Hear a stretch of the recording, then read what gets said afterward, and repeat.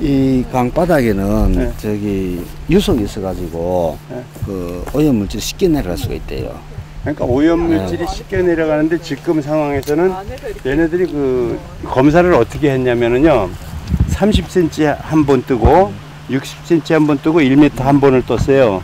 중금속은 가라앉는다고 그래갖고 그렇게 떴는데 지금 그 중금속을 이 강을 이렇게 하상을 어디 찍어서 계속 내려갔단 말이에요. 그 먼저 조사단 애들이. 그러니까 그 젊은 애들이 그 뭘 받았는지 용역을 다시 받았는데 재용역을 받은 것 같아요. 그러니까 그 찍어갖고 내려갔는데 지금 이것을 그 우리가 하상을 찍어서 하려면 굴착기가 있어야 돼. 그러니까 안 되니까 지금 올라가시다 보면 상공장 바로 옆에 울타리 바깥쪽에 걸 지금 차라리 파면 되잖아. 그거 한번 지정을 잡아주세요. 그러니까 지금 이 오염된 지역이 1공장 밑에 지금 공장 쓰고 있는 그 지하요. 바다. 거기가 오염이 돼 있고 상공장에 옛날에 뭘 했냐면 지금도 실어가잖아요. 광미역. 그걸 그냥 거기다가 아무 사람들도 아무 말도 안 하니까 그냥 야적을 했더랬어 거기. 그러니까 그게 이제 바닥으로 다 가라앉았던 거지. 결국은 밖으로 나올 수 있잖아요. 그러니까 상공장 그 바깥에 그 일대가 전체가 오염이 됐으니까 거기가 이제 뭐 10만 누베라고 그랬잖아요. 10만 누베니까 그게 오염됐으니까 분명히 뭐 그 안쪽만이 아니라 바깥쪽에도 이제 일단은 지금은 울타리를 치고 상공장을 만들었지만 옛날에는 울타리를 안 친 상태에서 그냥 갖다 야적을 해버렸단 말이지. 그 위에서 관을 묻어갖고 몇 가지 끌고 온 거야 얘네들이. 아, 관을 묻어가지고.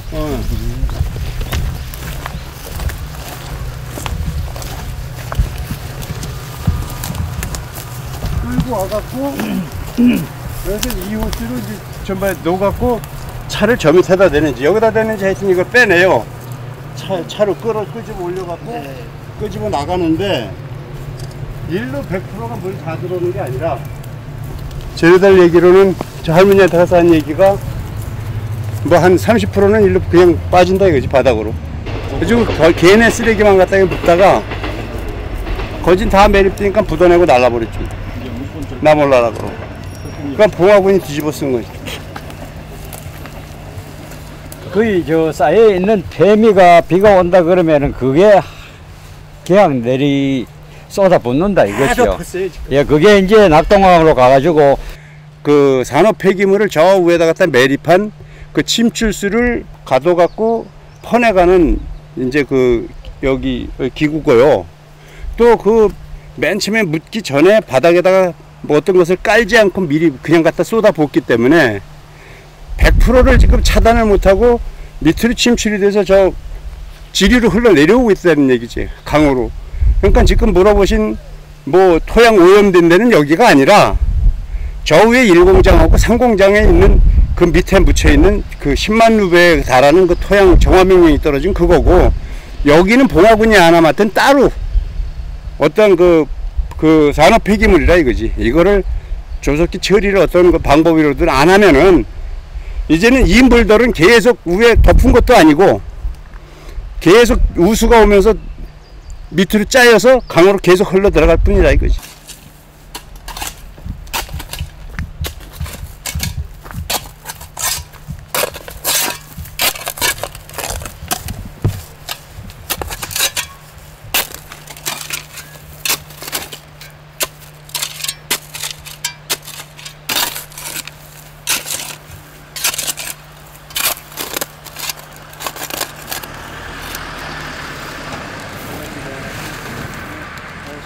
어디서 오셨습니까? 안동에서 왔습니다. 안동요? 안동 어디세요? 안동 뭐 여러 온데 뭐 왜 그러시죠?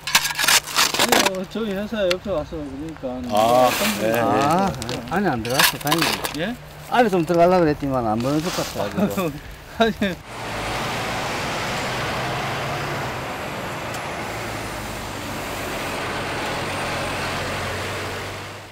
절대 자연스럽지가 않고요. 또 주변의 그 식생하고 하천하고 이렇게 비교해 봤을 때 딱 그 부위만 그 다른 물질들이 나온다는 것이 지금 보이고 있고, 그리고 주변에 강 건너에 산의 모습이라든가 하천의 모습이라는 걸 볼 때는 뿌리가 깊이 박히는 그 심근성 작물은 아직도 생명이 유지가 되고 있지만 뿌리가 얕게 퍼져나가는 천근성 식물들은 이미 다 죽어 없어졌다는 것들이 보이고요. 그래서 지금 이 침출수 나오는 부분들이 분명히 침출수라고 저는 판단이 되는데 이건 확인해 봐야 될 부분이긴 하지만 근데 절대 자연스럽지가 않습니다. 그리고 벌겋게 아마 이미 돌에 이게 그 색깔이 입혀지고 있고 또 이렇게 마른 곳은 흰색을 띠고 있는 부분들이 있고 이런 부분들은 화학적인 반응 아니면은 어떻게 설명할 방법이 나는 없다라고 보거든요. 그래서 이 부분은 깊이 시료 분석을 할 필요가 있고 그걸 통해서 규명해야 될 과제라고 저는 생각을 합니다. 그리고 바로 이 공장 바로 밑에 있기 때문에 공장에서 어떤 다른 의도가 있지 않았는가 하는 그런 판단이 지울 수가 없습니다. 그래서 이런 부분들을 좀 분석을 해서 좀 정확한 원인들을 좀 찾아내고 그래서 그 인과관계를 드러내므로 해서 그 잘잘못을 가려지지 않겠는가 하는 이런 판단을 하게 됩니다. 하천하고 산하고 이런 모든 것을 봤을 때는 절대 이 지역 자연 생태계가 자연스럽지 않다는 부분들은 명확하게 지금 단정을 지을 수가 있는 것 같습니다.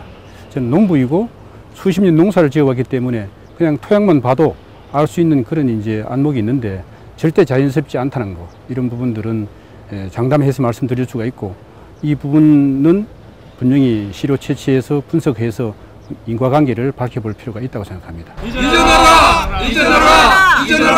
학포 대량소를 이전하라! 이전하라! 이전하라!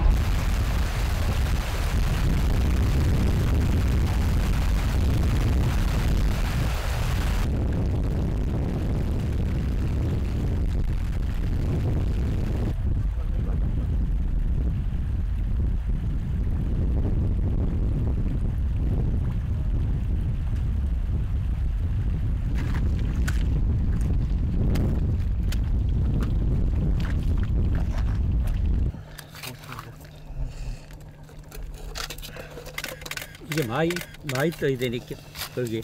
네.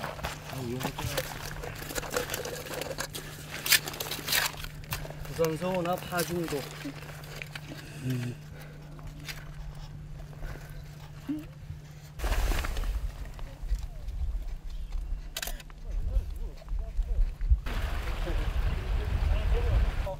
이거는 너구리들이 다 물고 가쁘고 간혹 남아 있는 겁니다. 수없이 죽어 있었습니다.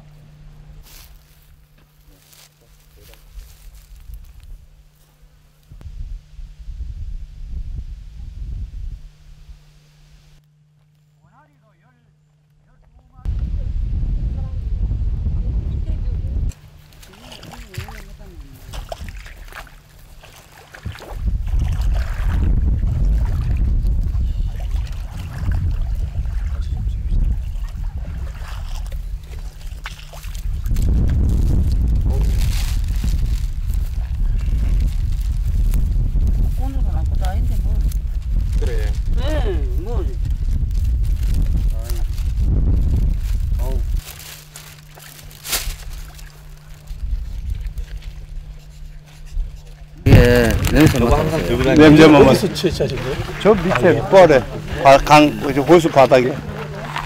냄새 맡아보세요. 전에 하니까. 네, 맡아보세요.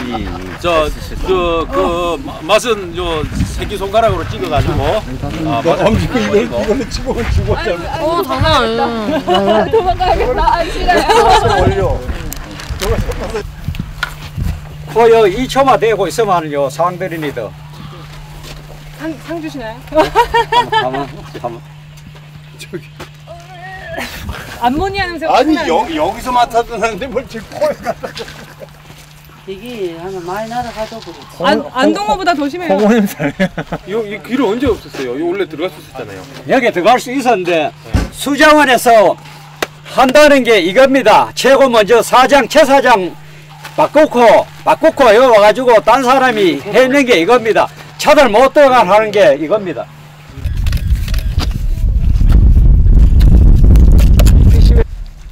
군자리는 물 위고 5,000년 옛날 물 속에 있던 동.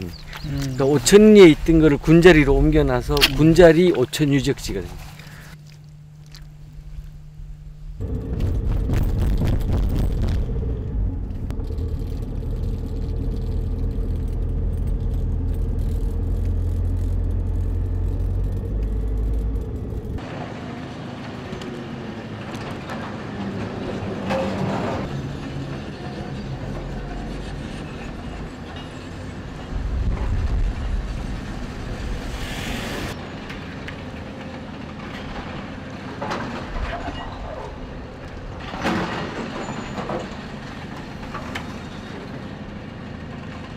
(2014년에) 금강사태가 발굴이 됐습니다. 그게 이제 고려시대 보물권 유물이 나오면서 고려시대 절을 덜한 것이 알려졌고, 그러면서 이 마을의 역사가 이제 애초에는 한 400년 정도 된 마을이라고 알려졌는데 1000년 이상 된 마을이다. 고려시대 때부터 있었던 마을이라는 게 밝혀졌습니다. 거기서 또 중요한 점은 원래 이제 이 문화재가 등기시 있으면 시발굴 조사를 먼저 하고 공사를 했어야 됨에도 불구하고 공사가 한참 진행 중에 거의 뭐 마무리 단계에 있는 2014년에 그것을 발굴했다는 것은 이 사업이 또 얼마나 엉터리로 진행됐다는 것을 단적으로 설명해 주는 것이라 할 수 있습니다. 낙동강 유역의 홍수 조절하는데도 저희가 홍수 조절 용량을 7,500만 톤을 가지고 홍수 조절을 하게 되겠습니다. 그리고 말씀드린 대로 수력 발전은 16기가와트, 연간 16기가와트 말씀드리겠습니다. 저 왼쪽에 저쪽에 보이시는 저게 이제 취수 시설이 되겠습니다. 그래서 취수 시설은 이제 저희가 선택 취수할 수 있도록 그것들이 이제 왔다 갔다 하면서 선택 취수가 할 수 있도록 그런 시설이 되어 있고요. 이 취수 시설하고 이 연결이 돼서 하류에는 발전기가 설치가 되겠습니다. 그래서 5,000kW 발전기가 설치돼서 16기가와트에 연간 16기가와트 발전을 할 수 있게 되겠습니다. 그런 댐입니다. 그래서 퇴사 배출용으로 이제 배사 시설을 설치하게 돼서 저희가 5m 곱하기 5m로 해서 배사문이 설치돼서 이제 운영될 계획입니다. 이었잖아요. 당황해가지고. 아 저는 제가 삼성하고 대구하고 당황해가지고 두 개였는데 하나로 당황했잖아요. 아시죠? 아 저는 그 사실 잘 모르겠습니다. 예. 여기에 물이 샌다는 얘기는 많은데 물이 샌다는 말씀이요? 예. 그에 대해서 한 말씀 해주시죠. 제가 뭐 지금 기록되고 있으니까. 저는 뭐 물이 샌 그 전에 한번 언론 보도에 그런 게 나온 적이 있었습니다. 그래서 댐이 물이 샌다는 거, 댐체에서 이렇게 물이 새는 거 그런 게 아니고 저희가 그 댐 면 마무리 공사를 하려고 댐 이렇게 앞에 이렇게 흙으로다가 이렇게 임시로다가 두덕을 쌓아놨는데 이 두덕에서 이렇게 물이 새는 거를 갖다가 좀 착각하시지 않았나 이런 생각이 들더라고요. 그래서 그것도 보도 해명 기사까지 났는데 그게 댐에서 물이 새는 게 아니고 그 어떤 뭐라 그러죠? 그 가물막이 아주 임시 가물막이었습니다. 그래서 거기에서 밑에서 이렇게 물이 이렇게 흘러서 밑으로 이제 용출되는 걸 보고 이 우한 쪽에 댐이 샌다고. 우한 쪽에 지질은 어때요? 뭐 지질 별 문제 없습니다. 저희가 특별한 문제 없이 지금. 마음에 해가지고 많이 깨지고 했다고 그러는데. 그것도 뭐 저희가 저 자문을 받아서 좀 망을 씌우고 뭐 해서 정리를 했습니다. 그러니까. 특별한 문제 없는 걸로다가 당초 이쪽이 편마 오른쪽 특히 우한 쪽이 편마음 지역이 돼가지고 그 물이 많이 새는 그런 지질이었잖아요. 그건 아시죠? 뭐 댐에서는 또 지질적으로 불리한 부분도 있고. 아니 뭐 수화공사가 저기 뭐 그 정도는 기술적으로 해보겠지만은 이쪽 저기 좀 지질적으로 좀 조금 문제 있었던 지역인 것은 아시죠? 우한부가 이제 좌한보다는 좀 불리해서 그런 부분에 대해서 이제 전문가들 자문을 받고. 그러니까 그거에 대해서 기술적으로는 뭐 커버하겠지만은 지질적으로는 아주 취약한 것은 맞죠. 옛날에. 그러니까 좌한에 비해서는 우한부가 좀 취약하다, 조금 더 불리하다 이런 건 제가 알고 있습니다. 이렇게. 근데 그것 때문에 그 많은 논란이 됐잖아요. 뭐 수학에서 보도자료도 내고 했는데, 그죠? 전에요.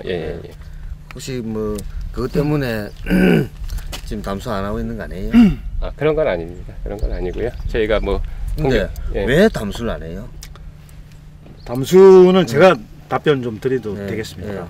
담수는 이제 이 담수라는 거는 댐 여기뿐만 아니라 저 상류에 있는 저 어떤 시설이라든지 이런 게 다 갖춰져야 담수를 합니다.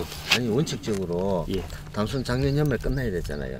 이제 저희들이 이제 상류에 문화재가 있어서 아니 어쨌든 간에 끝났어야 됐잖아요. 아 물론 계획상으로는 공정상으로는 그렇습니다만은 그러니까 이제 상류에 문화재가 있고 상류 문화재 어떤 그 이제 소유자가 동의를 안 해서 그 동의를 거치고 제 이야기는 수항공사가 금강마을에 70여 가구를 쫓아낼 때는 참 그 피눈물 나게 쫓아냈잖아요. 주민들 입장에서는. 근데 그런 것들을 하면서 쉽게 얘기해가지고 제가 만약에 수항공사 직원이라 그러면은 그냥 수정시킬 거예요. 그냥 그냥 덮으면 되잖아요. 그럴 수는 없습니다. 아니 그래. 아니 무슨 얘기인가 하니까 문화재가 있었다는 것을 사전에 몰랐잖아요. 사전에 다 알고 합니다. 알고 한 것 같으면은 그 일정에 맞춰가지고 수상공사가 합니다. 그러니까 일정에 맞춰서 추진하는데 그러니까 일정대로 하는데 또 부분들도 그 문화재가 공교롭게도 담수해야 될 시점에서 수상공사가 담수를 안 하고 문화재 발굴을 합니다. 그런 게 아니고 그게 그 교수님 그렇게 판단하지 마시고 저희들은 그 소유자, 그러니까 문화재라는 거는 개인 소유자가 있고요. 소유자가 동의를 얻어야 문화재를 해체 복원을 할 수가 있고 해체를 하고 난 뒤에 그것도 그 부지에 대한 문화재 시발굴 조사도 해야 됩니다. 그렇기 때문에 일련의 절차를 가지려고 그러면 소유자 동의부터 시작해서 그러면 그 시점 언제 시작돼야 되는 거예요? 그게 언제 시작돼야 담수 전까지 다 이루어져야죠. 아니지요. 그게 교수님 그렇게 판단하지 마세요. 댐을 다시 여기에 금강마을에 70여 가구 저 위에 다시 한 500여 가구가 지금 다 이주시켰잖아요. 예, 그렇습니다. 예, 그렇습니다. 그때 그 다시 해서 내는 뼈를 여기에 묻겠다는 할머니 할아버지들이 많으셨어요. 저는 많이 만나 뵀는데 그와 같이 절박한 분들에 대해서는 진짜 수항공사가 진짜 다 처리했어요. 근데 문화재는 수항공사 입장에서 보면은 그 절박하게 내 목숨까지 내걸고 내 고향 지키겠다는 사람들보다는 문화재는 훨씬 더 쉽게 처리할 수 있는 부분입니다. 이게 국가 일이라는 명분으로 그리고 거기에는 사람이 그렇게 살지도 않고 그리고 그 문제는 만약에 일을 처리했다 그러면은 작년 적어도 초 중반까지는 끝내 1년 전에는 이미 끝냈을 일이었어요. 근데 그 뒤에 갑자기 문화재가 들고 나왔어요. 금강산가요? 오해를 하고 이제 교수님 제가 좀 말씀을 잠깐만 드리면 자 문화재는요 그 일반 어떤 토지하고는 다릅니다. 문화재보호법상으로 소유자의 동의 없이는 절대 저희들이 수용한다든지 할 수가 없습니다. 개헌고택이죠. 여기 15점의 문화재가 있습니다. 그러니까 소유자 동의를 얻기까지는 소유자가 동의 없이는 절대 그 문화재를 뜯을 수가 없습니다. 근데 우리가 어떤 토지나 일반 주택이나 그거는 수용 절차를 갈 수 있지만 문화재 보호법상은 소유자 동의 없이는 할 수 없어요. 그거는 일련의 과정이 시간이 소요됐다는 거지. 자 그러면은 수항공사가 수많은 댐을 지어왔었어요. 왔는데 지금과 같이 문화재 얘기를 수항공사가 꺼낸 것은 유일하게 지금 영주대뿐이에요. 수항공사 댐 역사에 보면은 무슨 말인지 아시죠? 다시 거꾸로 얘기하자 그러면은 댐을 만들면은 그 전에 문화재 조사는 기본이에요. 그리고 그것을 기준을 해가지고 언제까지 로드맵이 만들어지잖아요. 여기 자꾸 연재됐어요. 2009년인가요? 근데 계획은 그 전에 돼 있었어요. 다시 사대항사 급히 이제 만들어진 거잖아요. 이 계획이. 그 전에도 이미 문화재라는 걸 다 알고 있었어요. 만약에 몰랐다 그러면은 수항공사가 기본 계획을 부실하게 한 거고. 제가 다시 한번 설명을 좀 자세히 드려야 될 것 같은데 이 문화재가 그러니까 뭐 어떤 우리가 루틴하게 그러니까 아무것도 없는 데서 지표조사라든지 이런 걸 통해서 이렇게 하는 그런 문화재가 아니고요. 지금 남아있는 문화재의 성격은 아시겠지만 덕산 개원 고택이라는 데입니다. 그래서 거기는 이제 고택인데 거기에 이제 거주하시는 분도 계시는 거예요. 거주하시는 분도 계시고 이제 저희가 그게 뭐 어디 숨겨져 있던 문화재가 아니라 계속 있었던 문화재였기 때문에 계속 그간에 이제 추진을 해왔는데 이제 그 소유자도 동의돼야지 되는 부분들도 있고요. 그런 부분들이 이제 계속 이제 그 소유자분하고 문화재 소유자분하고 이제 저희 생각대로 이제 계획대로 차질 없이 진행이 된 게 아니고 이제 그런 과정을 거치다 보니까 시간이 많이 걸렸다는 그런 말씀입니다. 문화재가 있는데 그걸 한다고 시간이 걸렸다는 얘기잖아요. 수안공사가 여기에 있는 주민들을 쫓아낼 때 진짜 비인간적인 어떤 조치들 그런 것들에 비하면은 문화재에 대해서는 진짜 수안공사 양반이네요. 무슨 얘기가 하니까 지금 아까 얘기했다시피 수안공사가 댐을 만들면서 문화재를 가지고 이야기를 하면서 담수를 미룬 것은 이게 처음입니다. 그래서 그 이유가 바로 여기입니다. 뭔가 하니까 지금 아까 얘기했다시피 전체 용수 지금 공급량의 2억 톤 중에서 90%가 지금 하천 유지 용수를 했는데 그렇습니다. 환경 영향 평가서라든지 또는 타당성 조사 보고서에 보면은 낙동강 중하류 수질 개선 용수예요. 예, 그렇습니다. 예. 다시 해가지고 이 댐 자체가 현익의 90%가 환경영향 평가서상에서는 87% 6%입니다. 86% 정도가 낙동강 중하류 수질 개선 용수입니다. 예, 그건 아시죠? 예. 다시 해서 지금 이 댐이 만들어져야 될 이유가 낙동강 중하류가 수질이 나빠지면은 여기에 저장된 물을 공급해가지고 수질 개선시킨다는 게 주목적이거든요. 여기에서 물론 그 두 분은 여기에 책임이 없겠지만은 물론 수안공사로 따지고 보면은 책임이 없어요. 그렇지만은 형식상으로는 수안공사가 최고 책임자이기 때문에 정치적으로 보면 수안공사 아무 죄 없어요. 깨놓고 말씀드리면. 그렇지만은 수안공사가 여기에 대해서는 수안공사가 우리나라에 존재하는 이상은 이 영주댐에 대한 어떤 뭐라 그럽니까? 그것은 좀 더 쉽게 얘기하자면은 영주댐을 만들면서 했던 잘못된 어떤 상황들, 왜곡하고 했던 상황들은 분명히 지고 가야 되는 어떤 저는 거리를 봅니다. 그리고 지금 현재 영주댐의 지금 담수 지금 문제 때문에 충분히 관심사잖아요. 수안공사도 지금 이제 담수를 할 것이냐 안 할 것이냐. 물론 수안공사 입장 담수하고 싶겠지만은 그것도 지금 용역이 진행되고 하고 있잖아요, 그죠? 그래서 제가 볼 때는 사장도 지금 안 계신데 이 영주댐 담수 문제만은 다시 한 번 더 고려를 해야 된다. 지금 현 시점에서 환경단체도 댐 철거까지는 요구하지 않을 것 같아요. 댐 철거. 당초에는 댐 철거했었어요. 근데 일부 환경단체는 댐 철거를 얘기하고 있어요. 그렇지만 현실적으로 지금 이전 비용까지 합치면은 저기 평원역도 20대더만요. 다 뜯어냈더만요. 그러니까 댐 만들고 역사 중앙선 돌리고 하는데 1조 이상 돈 들어갔잖아요. 과연 그런 돈을 들여가지고 낙동강 중하류 수질 나빠지면 그 공급하겠다는 그 진짜 잘못된 그 발상은 수안공사가 있는 이상은 그것은 책임을 앞으로 져야 될 문제예요. 누군가가 우리 사회에서 이 책임을 분명히 물을 거예요.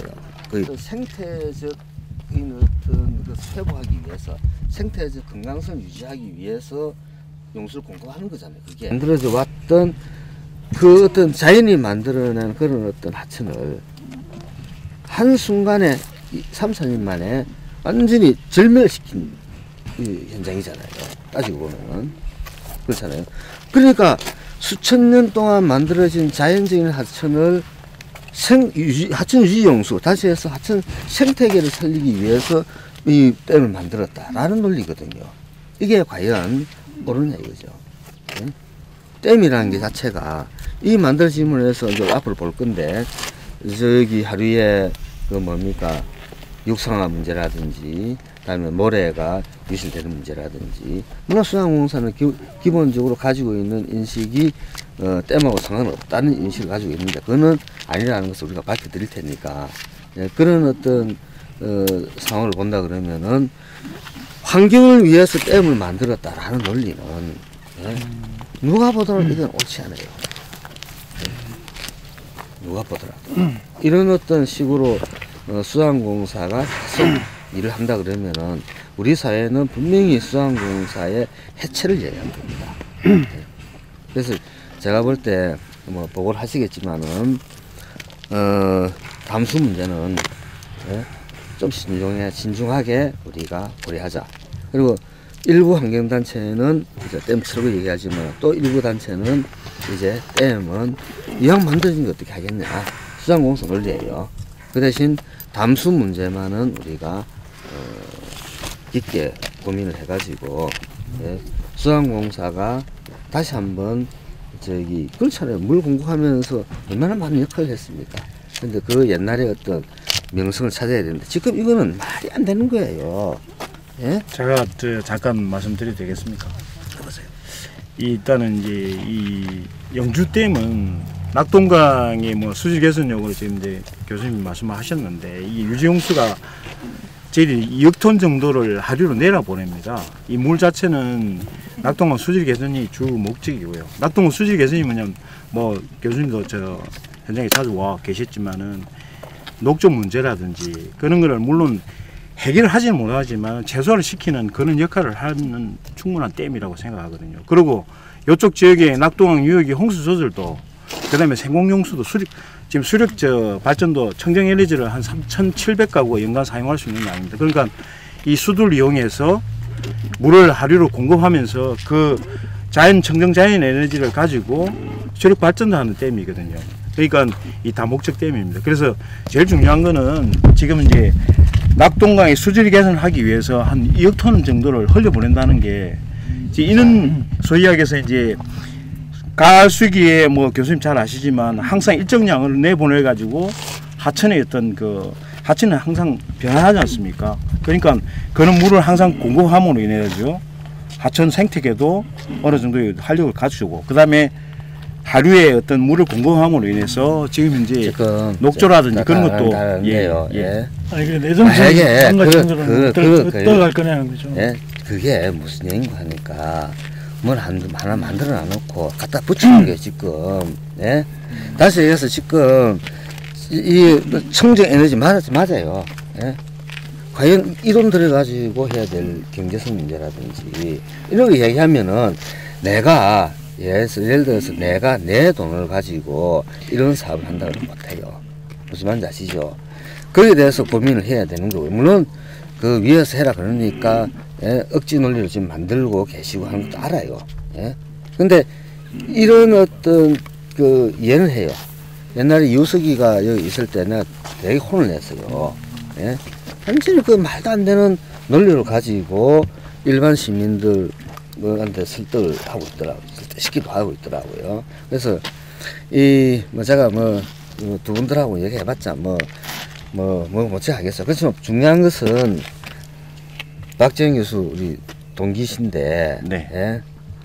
진짜 이 수양공사에 듣기 민망하지만은 들어오기 전까지만 해도 좋으신 분들이었어요, 다들. 이우석이도 깔끔했어요. 근데 그 조직에 들어가 가지고 그 문화에 지금까지 우리 사회에서 수양공사에 대해서 비판하고 문제 제기했던 조직이 거의 없었어요.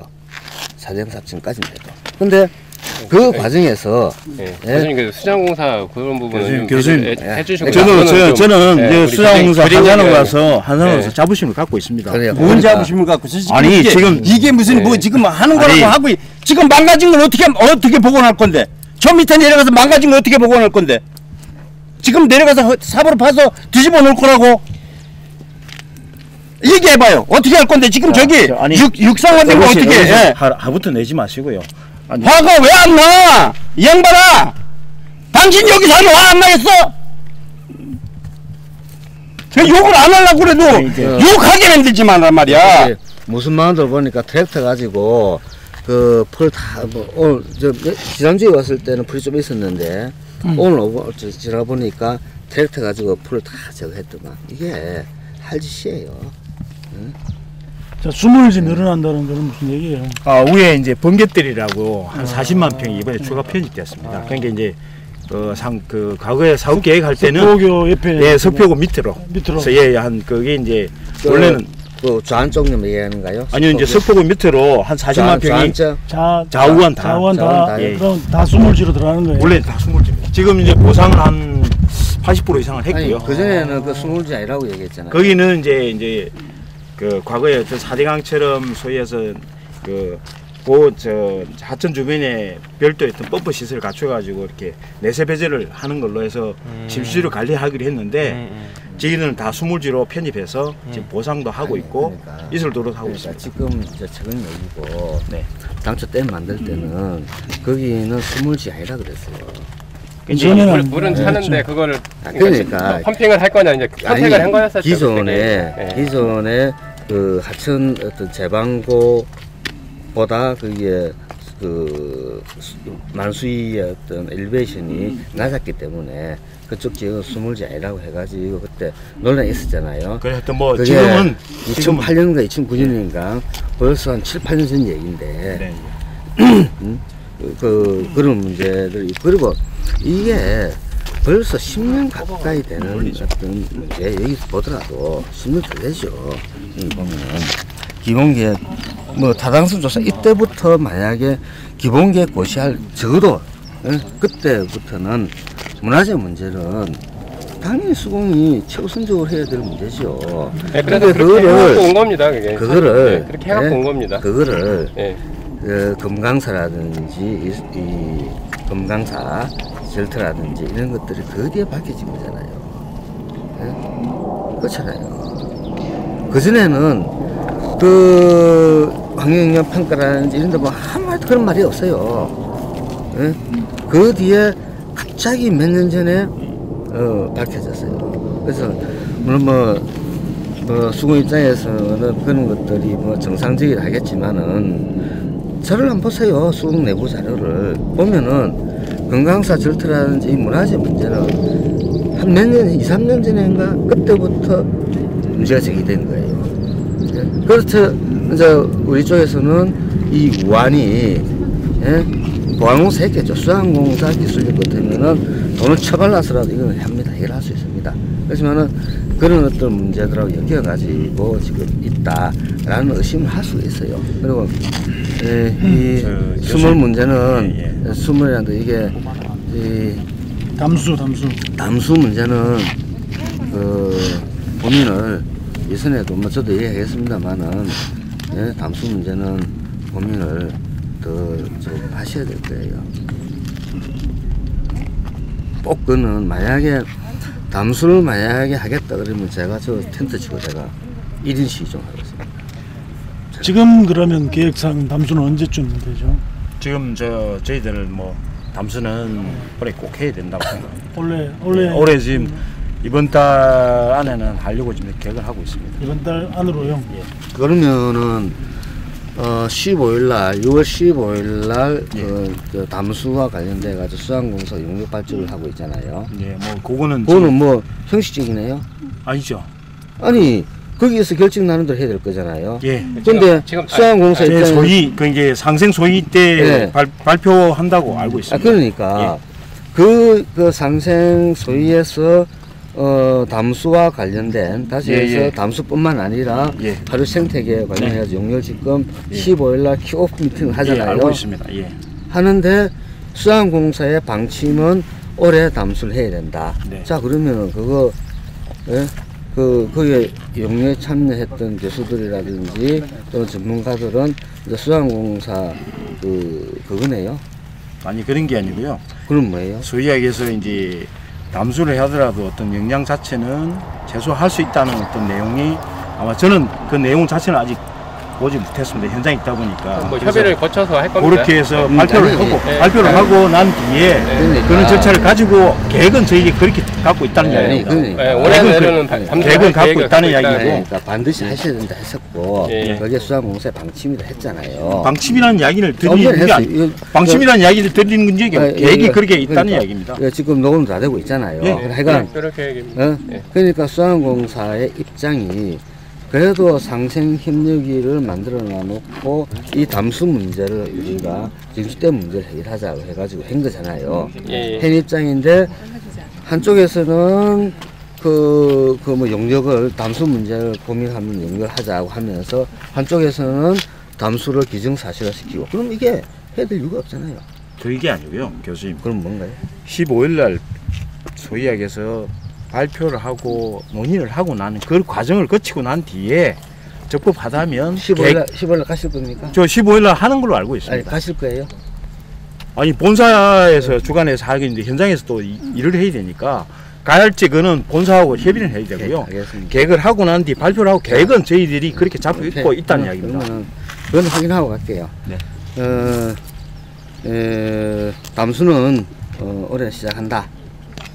그럴 계획입니다. 오케이. 알겠습니다. 제가 한마디 말씀드릴게요. 지금 문은 저 위에서 열리죠.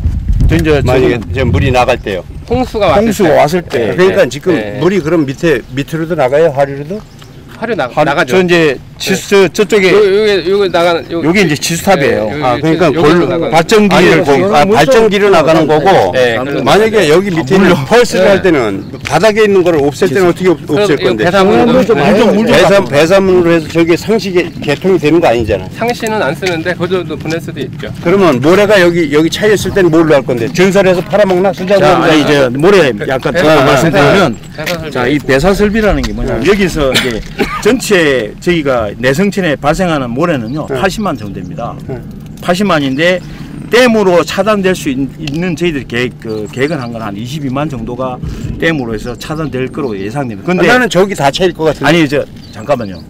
그래서 상류의 유사 조절제를 통해 가지고 거기서 지금 한 15만 정도 걸려지고요. 댐으로 들어온 건 한 7만 정도 들어옵니다. 근데 이 배사 설비를 통해서 3만 정도 내보내고 댐에 쌓이는 거는 지금 한 80만 중에 5%인 한 3만 정도 좀 넘는 게 하류에 옛날에 있는 모래밭은 누가 유지를 해줄 거냐 이거 난 그걸 물어보는 거야. 잠깐만 제가 말씀드리는 게 내성천의 전체가 발생하는 게 80만이라고 말씀드렸습니다. 그리고 댐으로 인해서 차단될 수 있는 게 요게 모래가 여기만 생기는 게 아니고 상류에서 이렇게 쭉 내려오는 게 아니고 전체적으로 다 발생합니다. 그래서 댐으로 차단되는 거는 정확히 말씀드리지만 지금 아까 22만이고 앞에 상류에서 유사조직제에서 고집을 할 수 있는 게 한 15만 정도가. 그럼 여기 육상화되어 있는 게 그래서 이걸로 배사문으로 통해서 다 조절이 될 거다는 얘기 아니에요? 배사문으로 내보낼 수 있는 게 지금 한 3만 정도. 그럼 저게 복원이 된다는 얘기예요? 지금은 저희가 뭐 모래를 막거나 이런 건 하나도 없는 거죠. 현재는. 아니 물이 막히니까 안 흐르니까 지금 복원이 안 되고 육상화되고 있잖아요. 계속 전량으로 내보내고 있는데 몇십만 수치를 얘기하는데 어떻게 할 수 있어요? 후에 상류 유사조직제가 돼 있고. 그 수장은 어떻게 할 수 있어요? 어떻게 얘기하세요? 그건 모니터링에서. 모니터링에서? 아니 모니터링이 아니고 그 모의했지 않습니까? 뭘 모의했어요? 시뮬레이션을 해봤다는 얘기지 보니까. 무슨 얘기고 하니까 예. 유사 모의는 컴퓨터 시뮬레이션을 하게 되면은 100% 200% 오차가 있습니다. 물론 그렇죠. 예? 그런데 어떻게 80만 일단 계획적인 측면에서 소위 얘기해서 전체적인 유사를 모의를 해가지고 그 결과에 무슨 얘기고 하니까 말씀드린 겁니다. 유사를 모의하려 그러면은 유사를 한 번에 측정해야 돼요. 한 번도 측정한 적이 없어요. 수산공사가. 예? 그리고 지금 건설 과정인데 계획을 할 때 그 얘기를 해야죠. 조사를 해야죠. 아니 지금 현재 유사가 뭐 80만 대 샀는데 그 근거 내줄 수 있어요? 있습니다. 모의한 거 그거를 그대로 저기 삼성에서 영리해가지고 했던 그 얘기하는 거예요. 그게 상생협의회에서 엄청나게 박상하는 거 아시죠? 예, 알고 있는데 교수님 그러면 교수님이 낼 수 있습니까? 제 이야기는 뭔가 하니까 유사를 적어도 추정하려 그러면은 홍수 때 현장 조사를 적어도 몇 번 해야 돼요. 그래서 계속해서 한 번도 수자원공사 한 적이 없어요. 계속 모니터링 하고 있고 뭐 모니터링 하상 측량을 계속 연애 분명히 한 번씩 하고 있지 않습니까? 아니 하상 측량보다도 유사 이동이란 이것을 수자원공사가 영주댐과 관련해서 한 적이 없어요. 다만 저기 누구야 그 삼성에서 용역 줘가지고 뭐 몇천만 원 줘가지고 8천만 원, 6천만 원 줘가지고 한 그 보고서가 상세협력위원회 와가지고 엄청 깨진 건 아시죠? 예? 말도 안 되는 보고서라고. 근데 문제는 그와 같이 말도 안 되는 보고서를 만들어 가지고 일반 시민들한테, 예? 비전문가들한테 그것이 마치 진실인 것처럼 얘기를 하고 있는 거예요. 어떻게 이게 80만인지 몇십만인지 어떻게 알 수 있어요? 저도 없어요. 결국에는 뭐해서 시뮬레이션 한 거지 않습니까? 아니 현재가 없고 수자원공사가, 예? 아니 교수님도 뭐 추정을 하는데 눈에 보이는 것만 추정하는 게 아니라 이 양반아 옛날부터 지금 모래가 없어지고 지금 육상화가 되어 있는데 그게 증거 아니야. 무슨 뭐 교수님 바로 그런 거 따져. 옛날에 모래 있던 게 지금 없어지고 갈대가 나는데 그거 보면 몰라. 지금 댕기면서 누가 안 달렸나? 참 저기 여기 계시면서 그런 어떤 인식을 가지고 계속 그 설명하지 마세요. 예? 그리고 그 몇십만 톤의 유사가 어떻고 예? 비전문가들은 예? 오케이 할지 모르지만은 수자원공사 그 많은 그 보고서를 한번 보세요.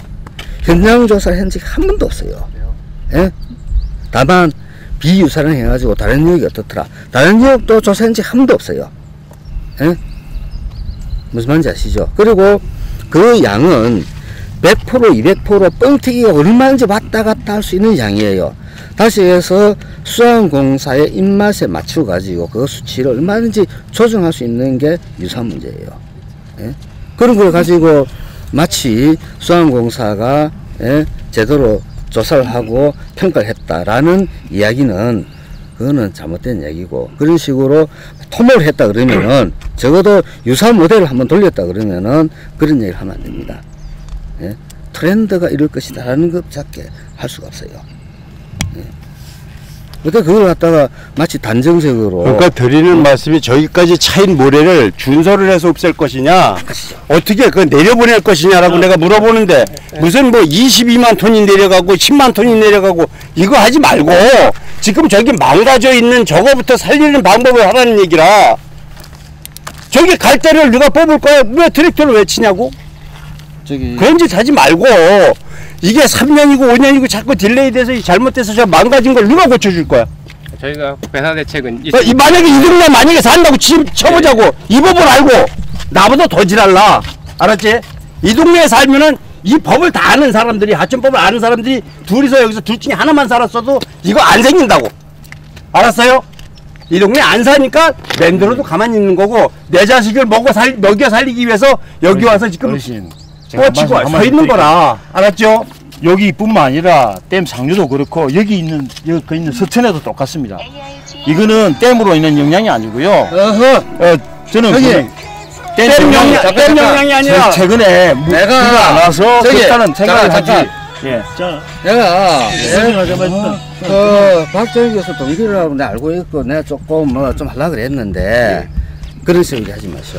예? 하여튼 뭐 교수님 아니 내가 경고를 하는데 예. 말 안 통하네. 갑시다. 당신 내 경고하는데 그것도 하지 마실 때. 어? 어떻게 진짜 그 보 때문에 우리 다 알고 있어요. 이미 우리가 조사 다 했고 이미 다 끝난 얘기를 예? 절대 그렇게 생각하지 않습니다. 자 일단 정신 우치구네. 갑시다. 여기 댐이 지는 거 24년 5년까지 했어요. 그렇기 때문에 교수님도 전문가시지만 저도 이렇게 댐 건설 쪽에는 전문가입니다. 그거는 시각차가 있을 수 있지만 분명히 말씀드리지만 당신은 제일 상은 아니다는 이야기입니다. 당신은 수자원공사의 논리가 댐을 만들면은 하루에 이상이 없다라는 논리를 개발을 해야 되고, 이상이 없다는 것보다 영향은 분명히 있습니다. 근데 최소화 시켜야 된다는 거는 저희가 임무지 않습니까? 근데 이거는 댐이 아니다는 이야기입니다. 내 앞에 나타나지 마. 네 같은 놈은 내 얘기 안 한다. 어떻게 그런 놈을 자, 이동합시다. 네. 내가 좀 그것도 댐의 영향을 한번 보겠습니다. 나는 답변 나와야지. 어떻게 댐이 영향이 없고 다른 데도 마찬가지라는 얘기 하나 하는 얘기입니다. 지금은 됐어. 앞으로 내 앞에 보이지 마. 내 앞에 보이는 순간 당신은 소리를 하고 튕기나? 10년씩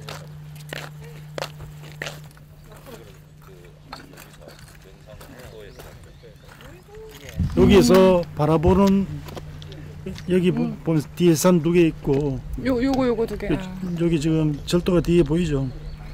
그러니까 여기가 바로 요 숲이라 우리가 서 있는 자리가 여기는 왕보들 숲이 쫙 빼곡히 둘러싸여 있는 이런 아름다운 이거 못 봤어요? 자연제방이었는데 원래 이랬다는. 지금 여기 왕보들 다 걷어내고 지금 보안 공사를 해버리죠. 봤어요 겨울에. 저기 저쪽을 치거든요. 저 다리 끝. 저기를 치고 이렇게 치고 치고 돌아서 여기를 치는 거예요. 주택이라든지 또 농지인데 지금 이 농지 요거 한 뼘밖에 안 되잖아요. 거의 뭐 저리 뭐. 예.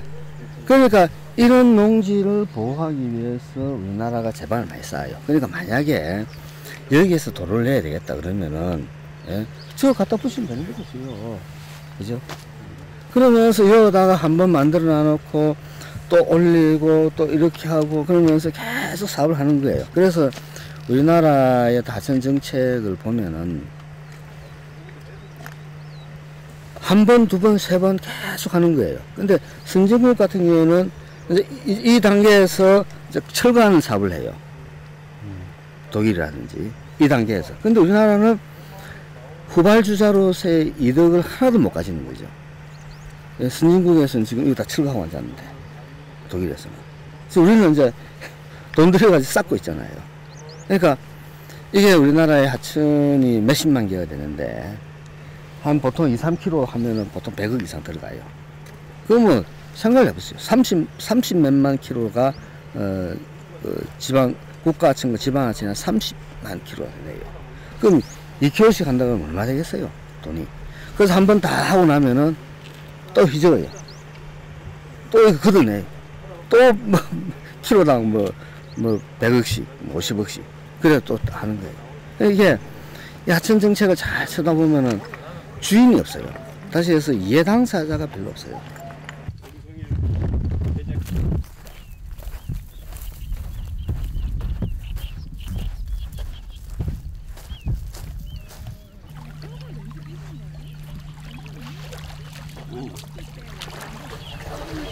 그러니까 옛날에는 이게 밑에도 다 모래였겠네. 그렇죠. 이게 여기 보면 자갈들이 생겨나죠. 이게 여기 모래가 유실됐다는 간접 증거예요. 그러니까 이게 옛날에 이게 이렇게 안 보였거든요. 모래들이 썰려 내려가니까 간간에 있던 저기 큰 자갈들이 쌓이는 거죠. 정원 교수한테 들었는데. 그러니까 뭐 흘러 내려가고. 중만인 거 하니까 이 안에 제가 지난번에 제철을 많이 잡았어요. hir수마자도 hir수마자는 기본이고 그래서 제첩이라든지 또는 요런 모래에 사는 어떤 식물, 동물, 물고기들이 이제 없어지는 그런 게 되겠죠. 그러면 이제 또 생태계 전체가 또 흔들리죠. 물론 이제 다른 한편에서는 생태계가 한번 흔들리면은 또 평행이 온다라는 논리를 펴는데 그냥 그게 좋은 방향으로 될 것이냐, 그것은 누구도 장담 못하지만은 분명한 것은 우리가 추측컨대 좋은 방향으로 진행되지는 않을 것이다. 그러니까 악영향이 점점 더 가속화되지 않겠느냐, 그렇게 생각하는 게 합리적이라고 보는 거죠. 그러면 여기 모래가 쫙 있어가지고 그런 어떤 생태가 내성체에서 지켜줌으로 해서 낙동강 분류와의 어떤 관계에 있어서 또 있잖아요. 그런 것들이 이제 그 생태계의 어떤 다양성 입장에서 본다 그러면은 단순화시켜버리는 거죠. 그런 어떤 댐을 만들어서 홍수를 조절하겠다 해놔놓고 또 밑에는 또 홍수 조절한다고 또 예방한다고 또 사업을 157을 하는 거예요. 이게 도대체가 말이 되냐 이게. 우리 사회가 아무리 그 엉망이 되더라도 그것을 아무나 깜짝하지 않고 하는 게 지금 그라는 거죠. 이제는 무조건 담수도 신중해야 되고 환경. 아 그렇죠. 담수는 지금 현재 수산공사가 상생협력위원회에서 그 담수 여부에 대해서 연구 용역을 하는데 6월 15일 날 킥오프 미팅을 해요. 그런데 내부적으로는 담수를 한다 라는 전제하에서 그 용역을 하면은 결과 어찌 나오겠어요? 그걸 나오겠죠. 그건 왜 하냐 이거죠. 돈 들여가지고. 그러니까 이 현장에 있는 친구들이 이 옳은 멘트는 지금 상생위에서 그 용역을 하기 때문에 거기에 따라서 아마 수산공사 본사에서 결정할 겁니다. 여기 있는 사람들은 거기에 대해서 결정권이 없고 다만 이 공사가 도면대로 계획대로 잘 되는지만 어떻게 하는데 임무입니다 라는 것까지 답변해야 되죠. 그러다 대놓고 담수를 해야 되니 또 댐 하류 지역에는 그것도 조사를 하거든요. 댐 하류 지역에 이제 육상화라든지 모래가 유실되는 것이 댐 때문이냐를 조사를 해요. 근데 그것도 마치 단정을 하잖아요. 그래 놓고 상생협력위원회에서 연구 용역을 왜 하냐. 당장 의문이 가는 거죠. 그러니까 거기에 있는 전문가들을 불러가지고 또 수산공사가 밤에 또 만나가지고 또 작업할 건가? 네, 그런 또 의문이 생기는 거예요.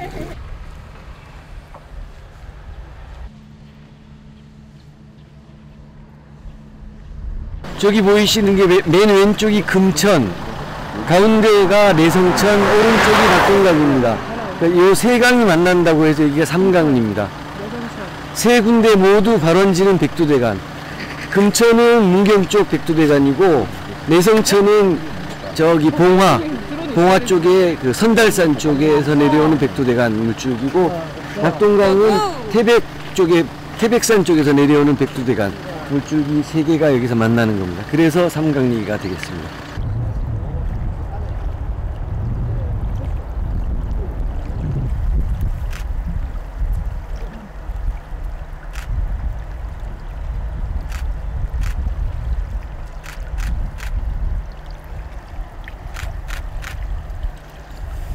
저쪽이 문경시 영순면, 이쪽은 예천군 풍양면, 그래서 영풍교예요. 영풍교. 아, 요거는 지금 요 밑에 하상유지공이 저 위에 하나 여기 하나 지금 안 보이는데도 두 개가 들어있어요. 지금 하상유지공이. 여기는 지금 모래로 다 잠겨서 안 보이는 거고, 요게 유일하게 지금 물 여울처럼 보이는 게 하상유지공입니다. 그래서 여기 인공폭포처럼 일렬로 쫙 물결이 생기는 겁니다. 실제 원래 여기가 이제 4대강 공사 이전에는 여기 모래톱이 쫙 발달돼 있는 그런 곳이었는데, 지금 4대강 사업 이후에 이제 보호에 물이 갇히면서 수위가 높아지고 호수처럼 돼버리니까 아예 여기를 이제 섬처럼 개발해 버렸어요. 그래서 여기 뭐 보시면 뭐 철에 따라서 뭐 꽃 같은 것도 식재하고 뭐 이래가지고 사람들 와서 보기 좋게 노는 그런 공간으로 만들어 버렸는데, 사실 그 예전의 모습을 아는 분들한테는 되게 안타까운 장면이죠. 그리고 여기를 아예 경천 섬으로 불러버릴 정도로 섬을 만들어 버린 거죠. 인공섬을 그냥.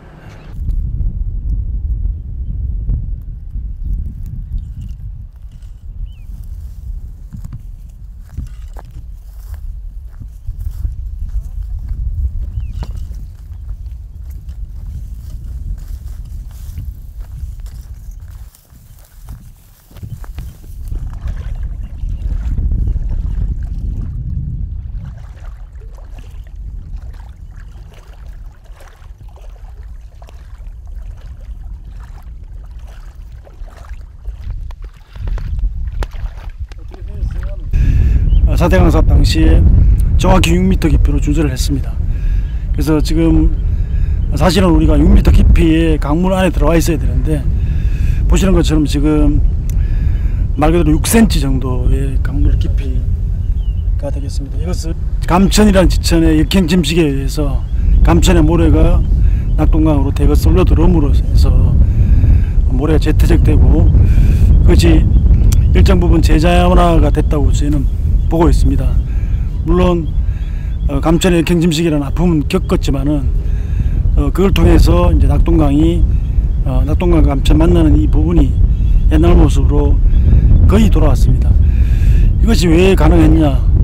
감천이 흘렀기 때문에 가능했거든요. 그래서 저는 여기서 비록 감천의 아픔은 동반되지만은 어쨌든 강이 흐르기만 하다면 이렇게 제자가 충분히 가능하다, 이런 것을 다시 한번 느끼지 않을 수 없고, 그래서 하루빨리 낙동강도 숨을 열어서 흐르게 한다면 이런 시일 안에, 우리가 생각하는 것보다 훨씬 더 이런 시일 안에 제자가 되지 않을까, 이런 희망을 가져봅니다.